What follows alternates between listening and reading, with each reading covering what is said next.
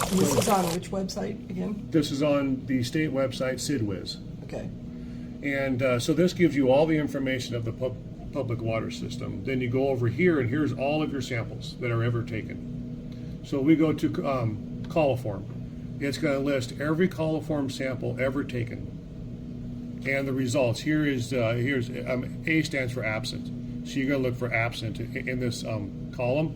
But for E. coli and coliform, here are all the samples ever taken. And how often are the samples taken? Once a month. We have 3 zones, 5 sites that represent that zone. We have to rotate from each site in each zone every month. So every sample site in each zone gets sampled every 5 months. Here's the entire water system. So we have 3 zones. This area is one zone, this area is one zone, and this area is one zone.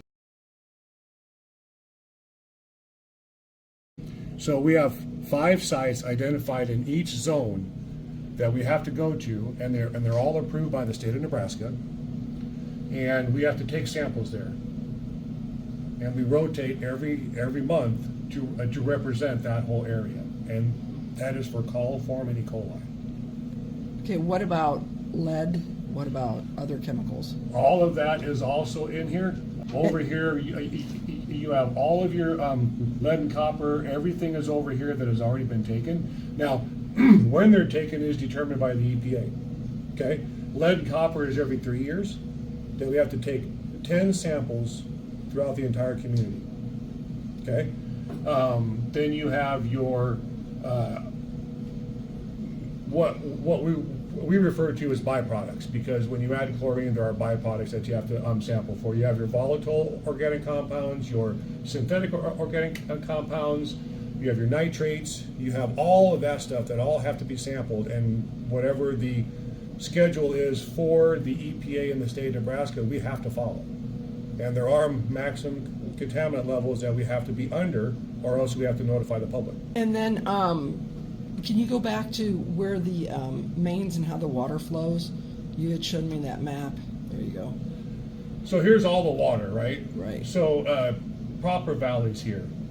And that's the oldest part. That's the oldest part. Those mains have been there roughly 60, 80 years. This plant has been here 25 years. Okay, so there's a lot of buildup in those pipes. Yes. Because it wasn't filtered before. Correct. So with the challenges with a town of growth, obviously water is moving different ways than it ever has before, because where you live, as an example, when all of your sprinklers come on every single morning, it's a large draw that way. When all these sprinklers come on, it's a large draw that way. Same with the other ones. So the water's moving all different directions, and it's moving through this. So that's a challenge for us. Yeah. Right? And we go from 300,000 gallons a day in the wintertime to 2 million gallons a day in the summertime. That's a lot of water. So that's a lot of water that is used for outside use only. Because you go from summer, nobody can use, That's why we're on even odd watering. That's why we're on the water restrictions. The water restrictions are for 2 things. Number 1, water conservation. Right. Because it is a resource that we take advantage of that we should not. Right. The second reason is to stop all this large demand. And that's one of the reasons why we see all that sediment being dispersed out amongst the residents, because of the different directions that the water is going that it hasn't before. Then we have a water main break, or you have somebody tag a hydrant that isn't supposed to be there, and you cause a pressure fluctuation. That does the same thing. So then you have that sediment that's been disturbed, and then all these people turn their sprinklers on. It just goes right out there. Right. So that's our challenge now. Is I'm trying to mitigate that by manipulating valves and stopping water from going certain ways through certain pipes. Right. Right. And we have made improvements. We are way down on our complaints, and we are making major improvements actually on reducing that. We have restrictions on fire hydrants. We have restrictions for filling pools. We have restrictions for all this now. What are the restrictions for filling pools? Because I'm curious. No Oh, there are no more? They're not from allowing? the fire hydrant. Unless you use a 1-inch hose, you might as well just use your house. Yep. Okay. Because that causes such a draw. And Right. the other part of that is, which I'm not supposed to comment on, but I'm going to, because when you tag a hydrant and you don't let that hydrant blow off the water that's been in that hydrant, because that's discolored water.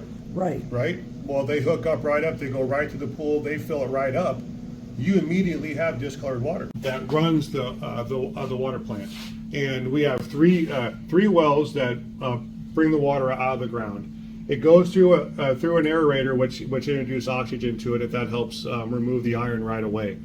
Then it goes into a detention tank, which we introduce potassium permanganate and chlorine to it to remove the manganese.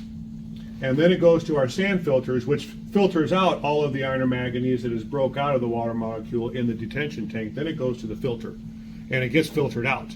Then it goes to our clear well, which then we have high service pumps out here. Then that pump it to the system.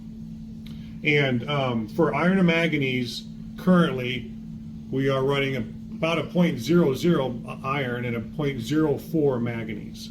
Okay, this fluctuates with us because of demand. So as the more water is getting used, we have to adjust this plant so that we are treating the water properly.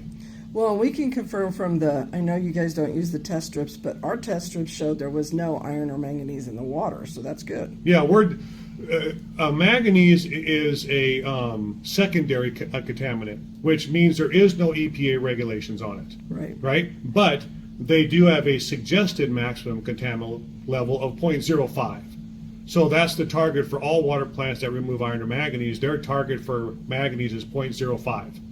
Well, and that iron and manganese is most likely that sediment that we're finding. Yes. That's So, exactly what it is. because it's a heavy, so it settles. Well, right? it was all broke out before they treated the water. What we're doing here happened in the water mains. Right. This is where we test for our iron and our manganese. Here is our DR3900. This machine does hundreds of different analysis.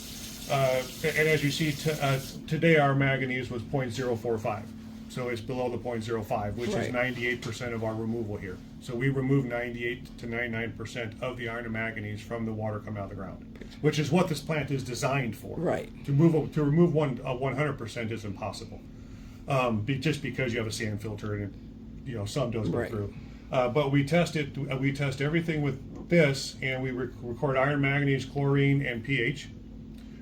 So we modify all of that. This is self-calibrated, and it will show an error when something is wrong with it, and then it has to get repaired. So this is EPA approved for us to do our analysis. We have a well in that building there, and we have a north well. Those are our three wells. We currently run 2 at a time. This gives us a redundancy for emergencies. What that tank there is that's our backwash tank. Okay. All the water that we backwash goes into that tank, and then when we're able to, we recirc some of that back into the plant to help lower the amount of water that goes into the sewer system, because that just gets dumped into the sewer system. Okay. This is where the water comes from the well, sits in here. This is where the chlorine and the manganese mix into the water. Okay. And it sits in there. Now, wintertime we have more detention time than in the summertime because it's moving water through it so fast because we're using it. This is where the chlorine is held, and then we have another room in here. This is the potassium permanganate, and it's like a purplish color. It's a dry chemical we add water to it. It's this purple color. This over here, this tank over here, that's fluoride, which everybody knows about fluoride. But so this tank, this is our old one. We're more likely going to take this out because we had the pumps redone. This is all when we had the upgrades done to the water plant. This is all brand new. It's only it looks maybe new. 6 months to a year old. This stuff is all working phenomenal. That we kind of had issues with, but this stuff is working great. We don't have problems with it. Sometimes they get plugged and they don't plug it, but otherwise, this is all this stuff in here is new.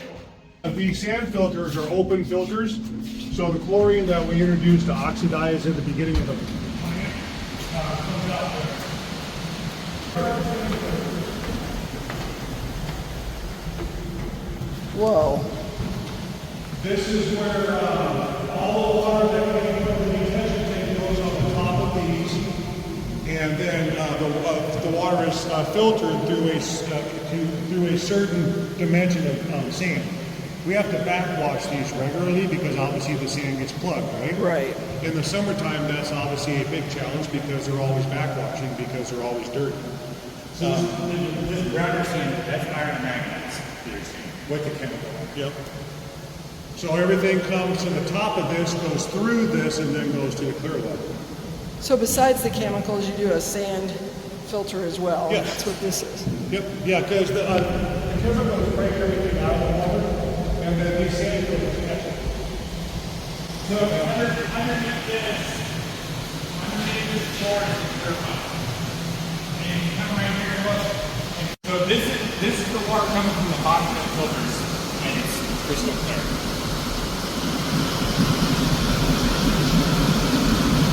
Yeah, that's a lot of water. Yeah. Oh yeah. And the high silicone, as we said, we're standing on the clear wall now, which is this entire room is 25 foot deep. This whole room is 25 foot deep.